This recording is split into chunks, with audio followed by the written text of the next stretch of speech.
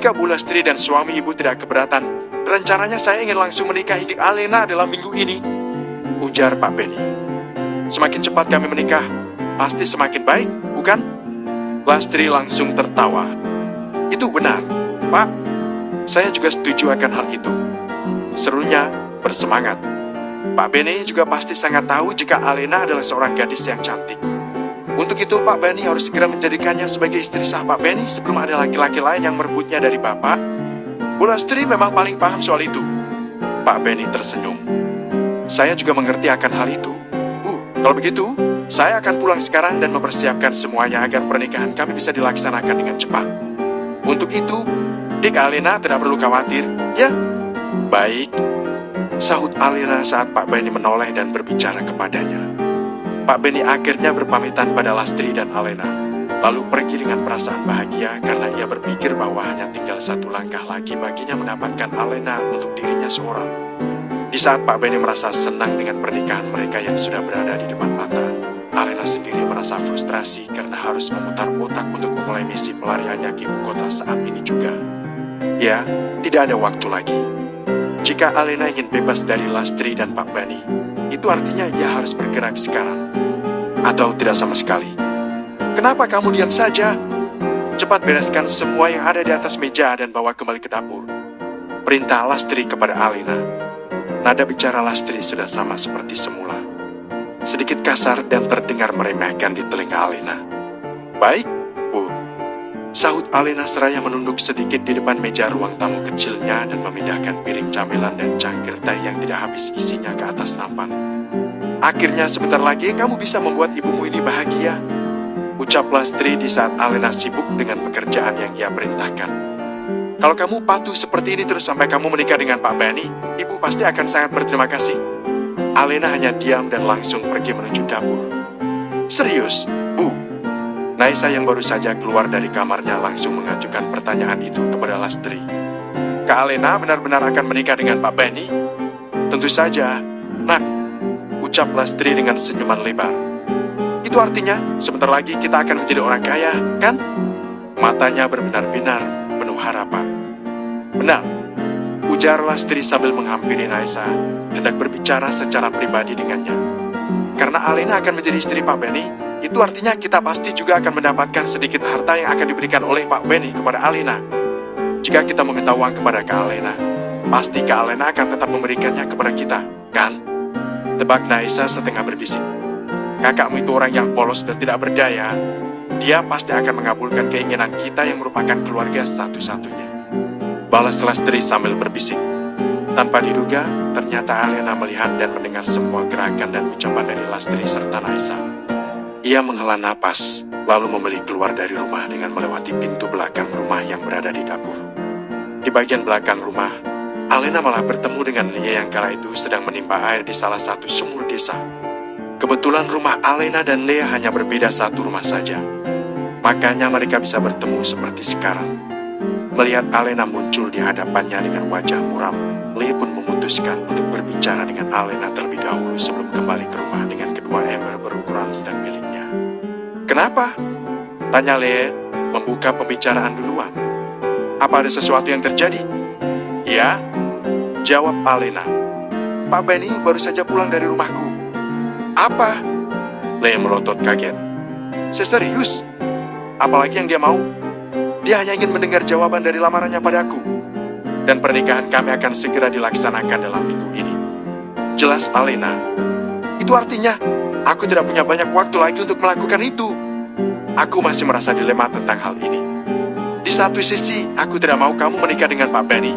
Tetapi di sisi lain, aku juga tidak bisa membiarkanmu melakukan. Jangan dilanjutkan. Sela Alena dengan wajah tegang. Kamu tahu kan kalau dinding itu punya telinga? Ah, maaf. Kamu benar. Untuk itu, apa kamu bisa datang ke kamarku malam ini? Sekitar jam 8? Bisa, sih. Lia mengusap wajahnya. Kalau begitu, aku kembali ke rumahku dulu. Sampai jumpa nanti malam. Alena mengangguk dan melihat kepergian Lia yang menenteng 2 ember berisi air di kedua tangannya. Setelah makan malam bersama dengan keluarganya, Alena berbicara sebentar di teras rumah bersama dengan Iwan, sang ayah. Lastri dan kedua adiknya tidak peduli akan hal itu. Mereka berada di kamar mereka masing-masing dan bersikap masa bodoh pada Alena. Yang mereka pikirkan hanya diri mereka sendiri dan keuntungan yang bisa mereka dapatkan dari pernikahan Alena dengan Pak Benny. Jadi, apa yang ingin kamu bicarakan dengan ayah, Alena? Tanya Iwan, usai menyeruput kopi hitam buatan Alena untuknya. Ini soal statusku, ayah. Soal aku yang bukanlah anak kandung ayah dan ibu. Jawab Alena dengan raut wajah serius. Aku ingin mendengar cerita tentang asal-usulku dari ayah. Itu agak sulit untuk ayah ceritakan kepadamu, Alena. Ungkap Iwan kepada Alena. Sulit? Apa maksud ayah? Karena ayah sendiri tidak tahu bagaimana dan seperti apa asal-usulmu. Dad, apa? Kami menemukanmu berada di dalam tong sampah di dekat perbatasan desa saat kami pulang dari kota. Ujar Iwan. Kamu menangis sangat kencang hingga bisa terdengar oleh kami yang kala itu berada di atas mobil pick-up. Mungkin saja kamu memang sengaja dibuang di sana oleh orang tua kandungmu. Apa tidak ada petunjuk lain mengenai orang tuaku? Mungkin benda atau apapun yang ditinggalkan bersama denganku saat itu.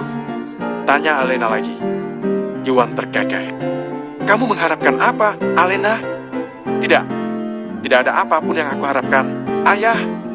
Aku hanya ingin tahu saja. Jawab Alena, setengah jujur, setengah berbohong. Tidak ada petunjuk apapun, Alena. Apalagi barang peninggalan. Tunggu. Iwan terbelalak dan menatap Alena. Sebenarnya ada satu benda yang sempat ayah lupakan. Ya, itu benar. Tunggu di sini sebentar, Alena. Ayah akan mengambilnya terlebih dahulu. Baik. Iwan pun langsung masuk ke dalam rumah dan meninggalkan Alena sendirian di teras. Sepertinya ia ingin mengambil benda peninggalan orang tua kandung Alena yang disimpan olehnya saat ia menemukannya bersama dengan Alena ketika gadis itu masih bayi. Tak lama setelahnya, Iwan pun kembali dan menyodorkan sebuah kotak kayu tua kepada Alena, kemudian duduk di tempat duduknya semula. Alena yang melihat kotak kayu tua berukuran kecil itu pun menghela napas panjang dan langsung merasakan rasa gugup yang luar biasa. Ternyata orang tua kandungnya benar-benar meninggalkan sesuatu untuknya. Ini serius? Iya, Alena. Ujar Iwan. Buka saja kotak itu sekarang. Baik. Sahut Alena seraya mulai membuka kotak itu perlahan-lahan.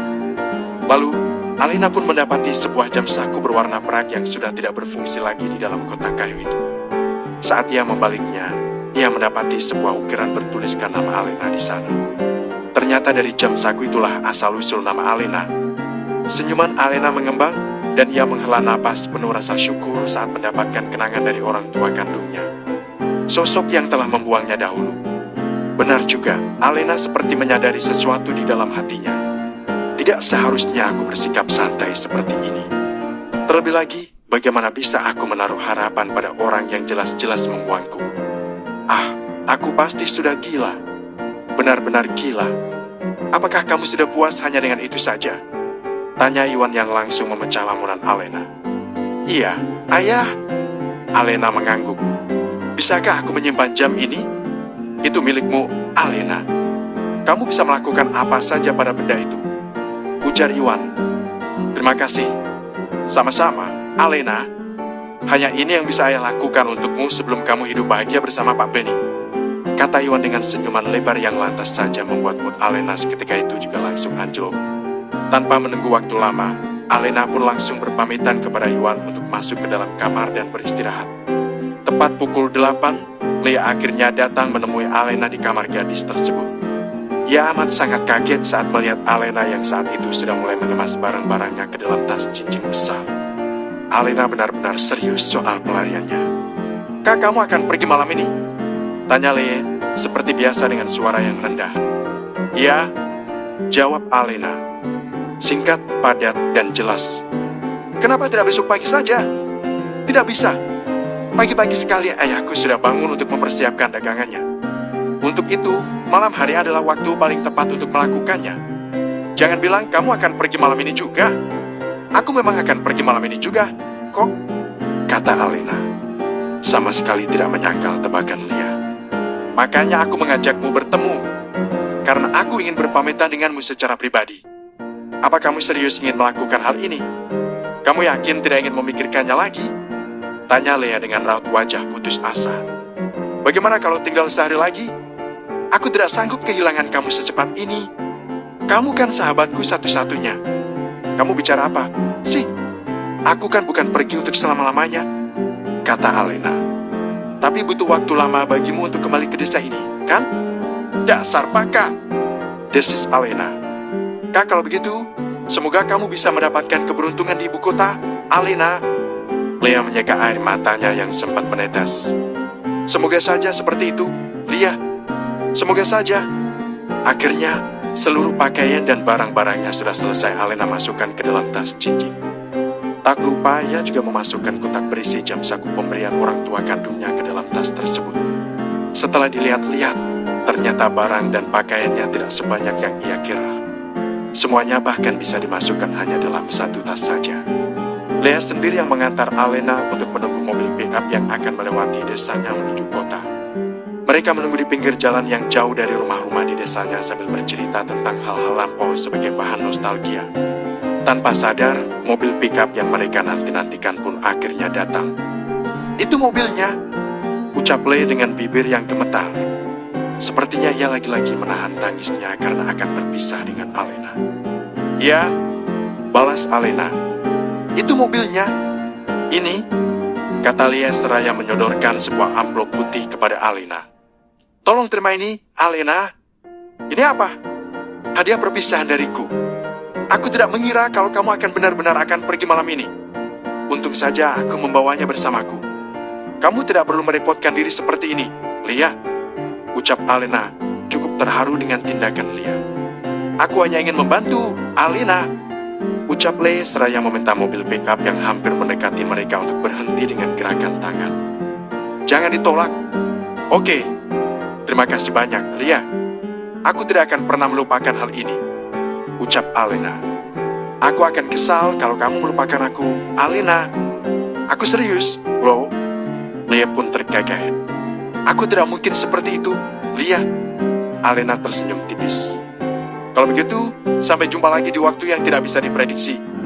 Iya, sampai jumpa, Alena. Kedua gadis itu berpelukan selama beberapa detik.